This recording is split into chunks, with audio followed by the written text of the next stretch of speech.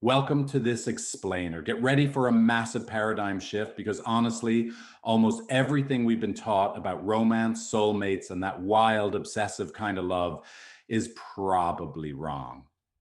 Today, we're going to dismantle those fairy tales, uncover the actual neuroscience behind why we fall so hard, and figure out how to finally break the cycle. Okay, let's dive right in. We've all been there, right? You can't eat, you can't sleep, you're just staring at your screen, literally holding your breath for that little three-dot typing indicator to pop up.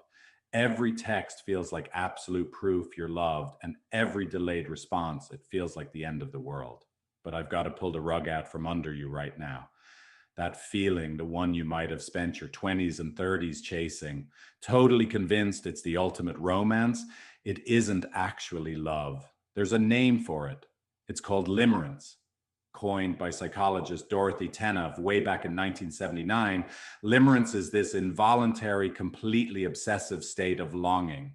It's literally a neurochemical storm. It completely hijacks your biological attachment system and holds your entire emotional well-being hostage to how another person responds to you. So how do you actually know if you're just dealing with a normal crush or if you're trapped in limerence? Well, it usually looks a bit like this. You're spending like 85 to 100% of your waking hours lost in intrusive thoughts about them. You're doing forensic analysis on two-word texts and fleeting micro expressions. There's this ever-present existential fear of rejection. And when they do finally text back, boom, euphoria that practically borders on mania. Suddenly, all your other life priorities, your work, your health, your friends, they just completely recede into the background. Every single mundane detail about this person feels saturated with overwhelming significance. Now, what's really fascinating here is the biology behind that feeling. Neurologically speaking, this state is almost indistinguishable from a cocaine or gambling addiction. Your dopamine surges, which creates this urgent, compulsive seeking behavior. You aren't resting in love, you are hunting for it. Your cortisol spikes, putting your body into a low-grade state of emergency. Norepinephrine floods your system, sharpening your focus so intensely that your brain literally edits out the partner's flaws, and low serotonin that triggers those intrusive looping thoughts. You literally cannot think clearly.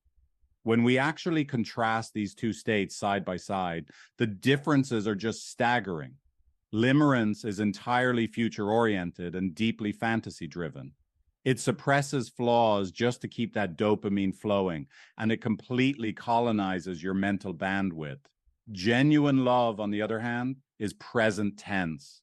It deals with what is, not what might be. It can tolerate flaws without destabilizing your entire connection. And importantly, it allows you to maintain your own independent inner life. I really want you to ask yourself right now, are you bonding with a real human being or just a projection of who you hope they are? Which brings us to a fascinating kind of funny concept, fiat intimacy. You know how fiat currency only has value because we all just collectively agree it does? Well, fiat intimacy is experiencing the massive high of love without doing any of the grueling work of real vulnerability. Imagine walking into a nightclub. You see someone across the room, they do an amazing moonwalk, you do the worm back, and boom, you think you're meant to be. But in early dating, you aren't meeting the real person. You're just two people sending in your polished representatives to interact with each other. And that leads us to a pretty profound realization. In limerence, you're bonding with the performed version of them, not the actual messy human underneath. That intense honeymoon phase, it's completely, utterly unreliable. I mean, anyone can look like a perfect, securely attached partner in calm weather. The real test of a relationship isn't the moonwalk. The real test is what happens months down the line when one of you is tired, frustrated, and finally just looks out the window. So you might be wondering, if we're just falling for a performance, why do we fall so incredibly hard for certain people and not others? It actually comes down to a concept called the enantiomer. In organic chemistry, an enantiomer is a mirror molecule that locks perfectly with its inverse. While in psychology, your nervous system is actively seeking the person whose specific wounding is the exact mirror image of your own. This intense chemistry isn't magic. It's essentially a limbic level time machine. Your nervous system is mobilizing around a desperate hope to finally heal an original childhood wound by revisiting it with this specific person. Now, I say this next part with so much warmth and empathy, but if your partner's a lunatic, you are also a lunatic. You just express it differently. Clinically, there's this 6 out of 10 matching scale. Basically, if you're a 6 out of 10 on the abandonment scale, you are inevitably going to find a partner who is a 6 out of 10 on the rejection scale. You don't get to play the victim and say you're the healthy one stuck with a difficult partner.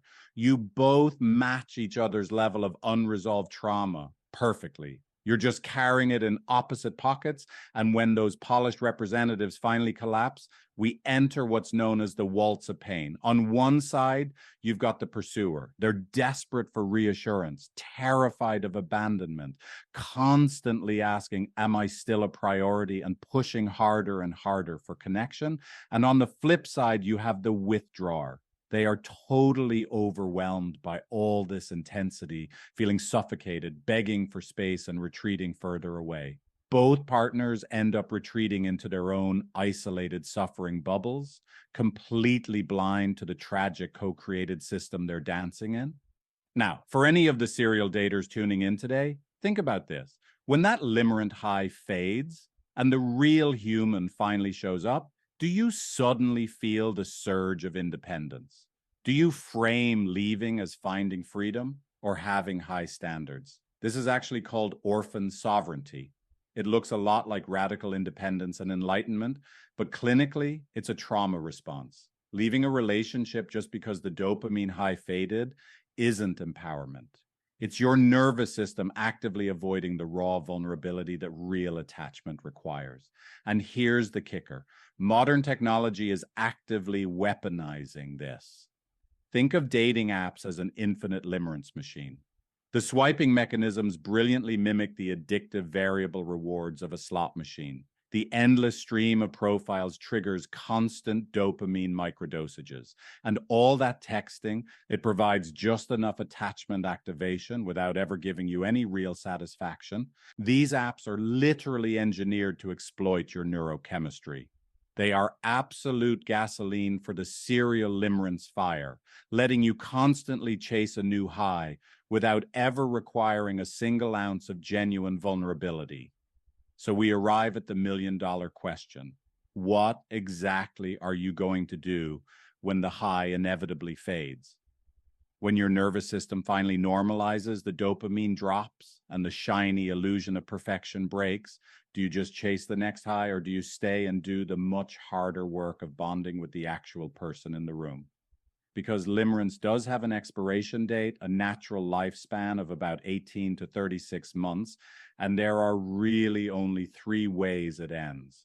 It can lead to consummation, where the uncertainty ends, the high fades, and you smoothly transition into predictability and real love. Or it can end in starvation. That's where the person disappears, resulting in brutal neurochemical withdrawal. Or finally, it results in transfer. That's where your reward circuitry just finds a brand new target, leaving all your root issues completely unresolved. The absolutely crucial takeaway here is this. The fading of obsession does not necessarily mean the fading of love. It just means the real work of love can finally begin.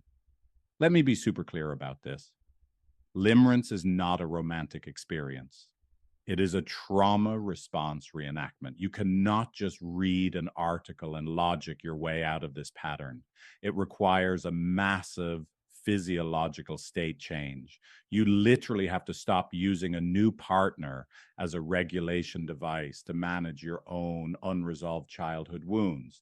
So what is the actual clinical roadmap to breaking the cycle and finding secure attachment look like? Well, first things first, you have to name it out loud. I am in limerence.